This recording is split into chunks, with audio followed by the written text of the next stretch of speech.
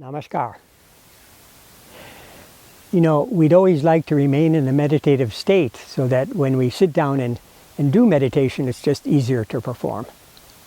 So I'd like to share some hints that would help us to keep that mental composure even in the midst of daily life. Of course, it involves some lifestyle changes that we have to be ready for. In our channel, we talk about the different categories of food. There's the sattvic and rajasic and tamasic. So the second level is called rajasic food or mutative food. That food which causes the mind to mutate, change, constantly restless, moving without pause. So those foods are not ideal for keeping mental composure.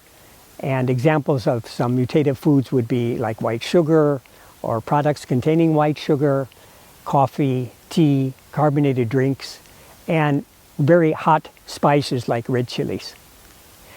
And in our many times, if we are faced with stressful situations in life, it definitely disturbs our mental peace. So as far as possible in our work or in our families, trying not to take on more responsibilities than we can reasonably handle.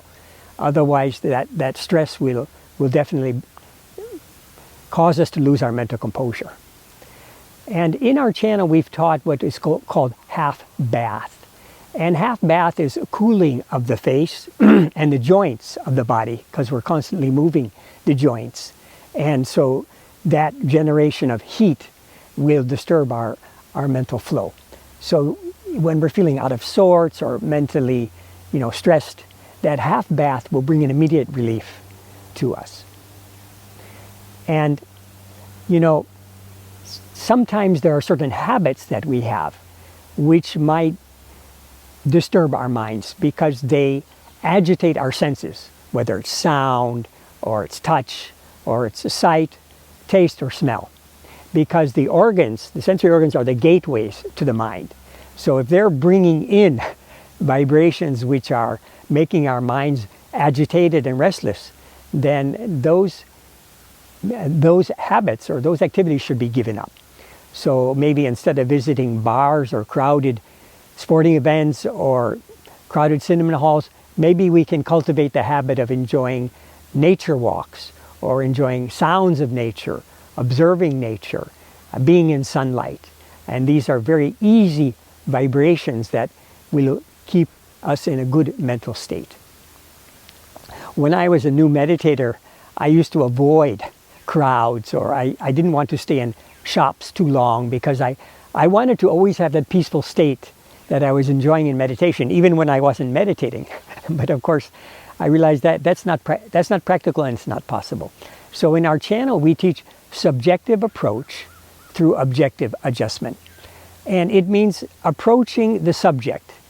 Means through meditation, we're approaching or moving towards that supreme subject, the witness of our own mind. That which is the witness of everything, that indivisible, all-pervading, universal consciousness.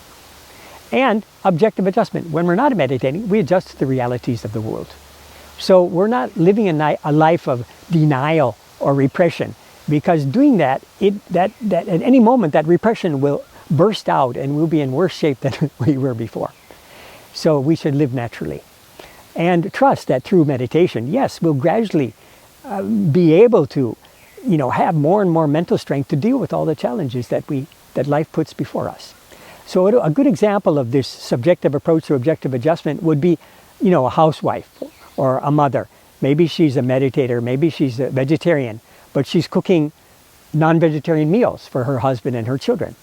And you might say, well, how is that good for her spiritual progress?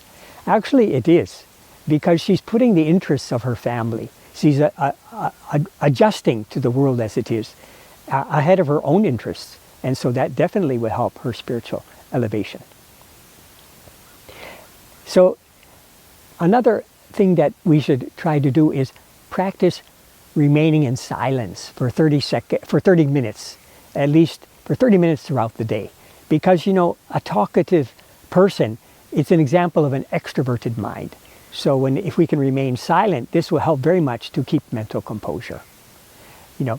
And of course, it's not possible to always, be busy when we're in the waking state.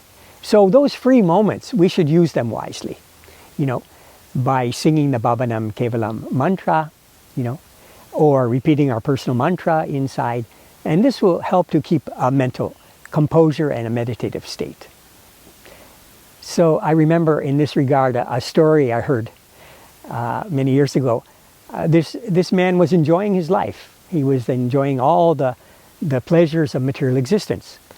And one night, as he was just about to sleep, Yama, the mythological lord of death, appeared at the foot of his bed, and he was carrying a big book in his hands. And he said, "Mr. B, it's time for you to leave the world and come with me."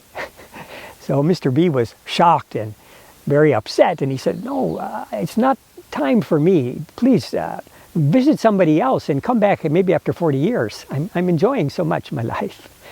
But Yama consulted the book again, and he said, "No, but according to my records, your time is over, so you'll have to accompany me to the other side." So as much as he tried to convince Yama to change his mind, it didn't work. And so he said, "Give me one last moment in this life." And so Mr. B pulled a needle from his drawer, and he pricked his finger, and he wrote on his pillow, "Man, make good use of your time." So another thing is that throughout the day we're bombarded with so many distractions that disturb our mental composure. So especially from our cell phones.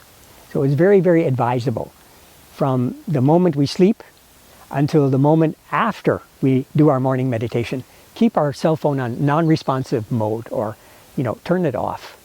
So that will give us that window and that space to be free from all mental distractions and do our morning meditation, which is so important for our day. In this channel, you've often heard us say, "As you think, so you become." And it's related to that idea that supreme subject is watching us. So when we remember that we are its object, and the supreme subject is watching everything we do and everything we speak. When we remember this, then this brings great composure to the mind. Because the Bhakti Yoga interpretation of that consciousness, that universal consciousness, is that it's actually a responsive being, the loving being, whose purpose is to liberate all of its created entities like itself. So as we do more and more meditation and we get more deeper into our practice, we actually cultivate a relationship with that invisible, omnipresent entity, and we may even converse with it.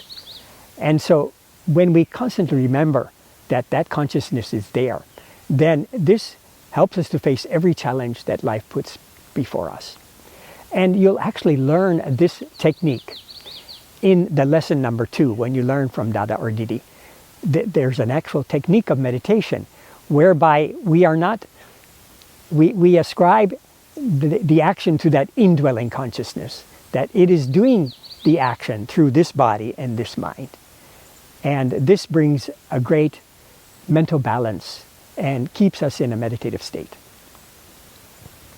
So, although this talk is about how to remain in a meditative state when we're not meditating, the real situation, or the ideal situation, would be that we adjust to the world, we're full of zeal, we're full of inspiration and energy when we're in the world, and when it's time to meditate, we can shift easily into meditative mode. So we go from extrovertive to introvertive. And through the half bath and through the Bhavanam Kevalam Kirtan, the dance, it creates that transition phase from the activities of the external world and the pause and the movement in the inner world through meditation. So this is the path which we're advocating. A path that on one side it builds dynamism and resilience to all the challenges of life, that we face them bravely and we overcome them. And at the same time we develop subtlety, a subtle mind, through the constant and regular practice of meditation on consciousness. So these are some habits that I hope you could some tips that I hope you could use for your daily life, whether it's on a physical level or mental level, spiritual level. And yes, it involves a lifestyle change. Be patient. These things do change with time and with effort. So be patient and trust that that inner guide is always ready to help us along the way. Thank you. Namaskar.